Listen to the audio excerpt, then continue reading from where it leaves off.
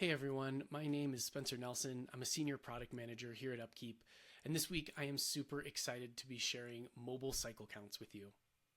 So if you're a part of UpKeep's enterprise plan and you have access to our cycle counting feature, now you won't have to print out your cycle counts and walk around writing things down with pen and paper just to sit back at a laptop and key things in.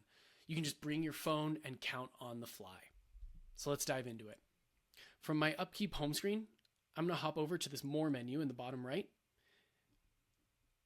and you'll see that there's a cycle count option in the menu. I'm going to go ahead and grab my July 11th cycle count, which has already been started, and I can see which parts still need to be counted and which I have already counted. Getting started is as simple as just clicking in to any part and entering a count for that part. You can also choose to start with a scanner and scan a barcode in UpKeep. If that part happens to already be counted, you can update the count or open your scanner to scan the next part.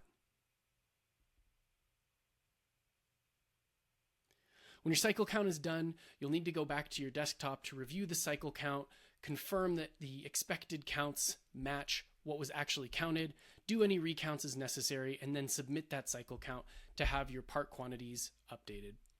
We're super excited to hear what you guys think about this. As always, if you have feedback around how we can continue to improve your experience, let us know. Thanks so much.